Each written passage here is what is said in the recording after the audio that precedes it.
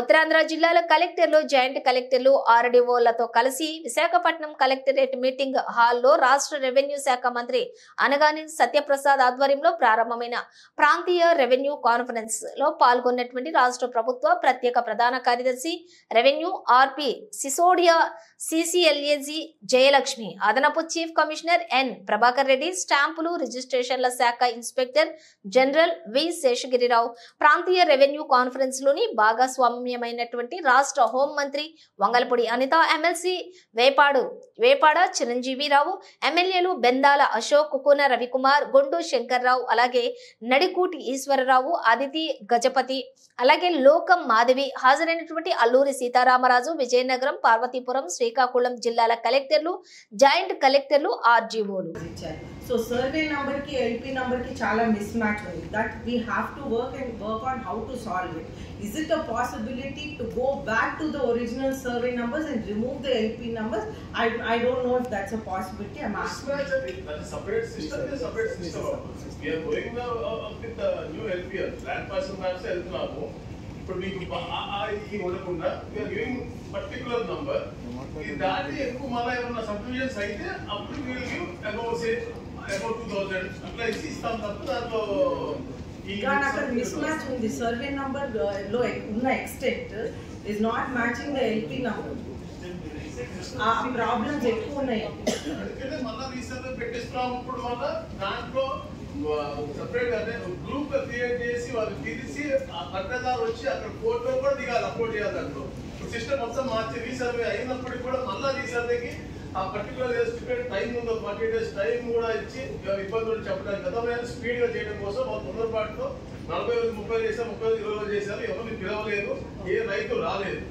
ఈసారి పగడ్బందీగా ప్రతి ఒక్క 200 ఎకరాలకి గ్రూప్ క్రియేట్ చేసి వాళ్ళకి మెసేజ్ ఇచ్చి రైతు లేకపోతే 3 సార్లు ఆప్షన్ ఇచ్చి ప్లస్ ఆ రైతు అనేవారు గ్యారంటీగా ఆ పొలం మీద ఫోటో దిగి దాన్ని మళ్ళా చేసేదానికి అప్లోడ్ చేసే విధంగా ఒక ప్రణాళిక ముందుకు వస్తా ఉన్నాం. అదన్నీ సాల్వ్ అవుతాయి.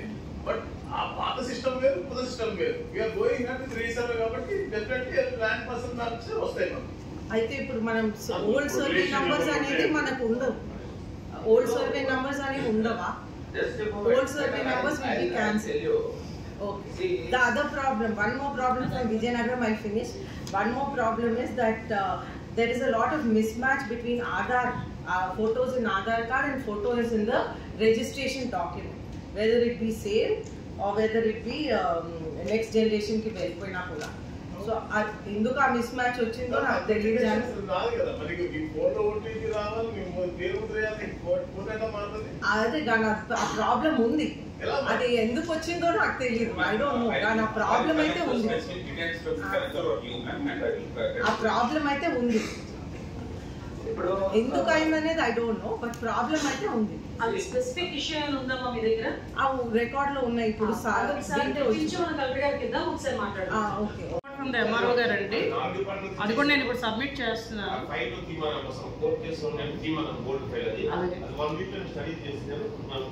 లాస్ట్ ఇష్యూ అండి, లాస్ట్ ఇష్యూ ఒక బొడ్డవలస గ్రామంలో సర్వే నెంబర్ 8 అండి. This has been encroached. ఇదేంటంటే మన ఎండిఆర్ రికార్డు ప్రకారం ఇది ఏడబ్ల్యూడి గయాలని చూపిస్తున్నదండి. But this is also a Mansas land అని వాళ్ళ రికార్డులో ఉందని ఇప్పుడే ఆర్డీఓ మేడం కూడా కన్ఫర్మ్ చేశారు నాకు. అది ఇది రికార్డులన్నీ తీయించి చూస్తే అక్కడ సుమారు ఒక 30-20 మంది దాకా ఇల్లు కట్టేసుకున్నారండి ఆల్రెడీ. నార్మల్ హౌసెస్ కాదండి ఇవి. 30-40 లక్షలు పెట్టి ఇల్లు కట్టేసుకున్నారు. వాళ్ళకి కరెంట్ కనెక్షన్లు సగం మందికి ఇచ్చారు, సగం మందికి ఇవ్వలేదు. రోజు వచ్చి మా ఇంటి దగ్గర కూర్చుంటున్నారు. అది ఇస్తారా సస్తారా అని. అది ఏం చేయాలో తెలియట్లేదండి ఆ సర్వే నెంబర్ 8. అది కొంచెం ఆ దృష్టి పెడితే అసలు ఏం చేస్తాను. నేనైతే అక్కడ బోర్డు పాటించానండి. ఇంకా ఫర్దర్ డెవలప్మెంట్ ఆఫ్ హౌసెస్ మేము కన్ఫర్మ్ చేసేదాకా మీరు ఎవరు చేయడానికి వీల్లేదని ఒక బోర్డు పాటించాను. అందుకని నేను చెడ్డదాన్ని కూడా అయ్యాను. కానీ కొంచెం అది క్లారిటీ ఇస్తే అది బాగుంటుందండి. మిగిలిన భోగాపురం సమస్యలన్నీ కూడా మన ప్రిన్సిపల్ సెక్రటరీ గారికి కూడా తెలుసు. సో అది నేను ప్రత్యేకంగా చెప్పక్కర్లేదు. అది కోర్టుల్లో ఉండిపోయి డబ్బులు రైతులకి ఎయిర్పోర్ట్ డబ్బులు పడలేదండి. అవన్నీ కూడా కొంచెం దృష్టి పెట్టుకోవాలి సార్. ఇంకొకటి నేను ముఖ్యంగా చెప్తున్నది ఏంటంటే దెర్ ఆర్ సమ్ ఎస్ఎల్ఏస్ డిఫైన్డ్ కానీ స్ట్రిక్ట్గా ఎన్ఫోర్స్ అవ్వట్లేదండి. ఇప్పుడు ఒక మ్యూటేషన్కి పెట్టుకుంటే 14 రోజుల్లో అయిపోతుంది అని చెప్తున్నారు కానీ అది స్ట్రిక్ట్గా ఎన్ఫోర్స్ అవ్వట్లేదు. ఎస్ఎల్ఏస్ కొంచెం ప్రాసెస్ అన్నిటికీ కూడా డిఫైన్ చేసి కొంచెం స్ట్రిక్ట్గా ఎన్ఫోర్స్ చేయగలిగితే అదొకటి బాగుంటుందండి. ఇంకోటి రెండోది ఏంటంటే ఈ రెవెన్యూ సదస్సులు ఇప్పుడు విలేజ్ వైజ్ పెట్టారు కదండి, అది జనవరి 8వ తారీఖు దాకా అవుతున్నాయి. అక్కడ పొలిటికల్ ఇంటర్ఫిరెన్స్ కొంచెం ఎక్కువగా ఉందండి. ఏ పార్టీ అయినా, I'm not going to name A party, but అక్కడ ప్రజలు స్వచ్ఛందంగా వచ్చి అధికారులకి ఇద్దాం అనుకున్నప్పుడు అక్కడ పొలిటికల్ ఈ విషయం నాకు తెలుసులే నేను సెటిల్ చేస్తాను అన్న ధోరణి ఎక్కువగా కనిపిస్తుందండి. అంటే మేము ఎమ్మెల్యేస్గా మేము ప్రతి చోట ఉండలేము, but we are trying to tell the officers to document everything.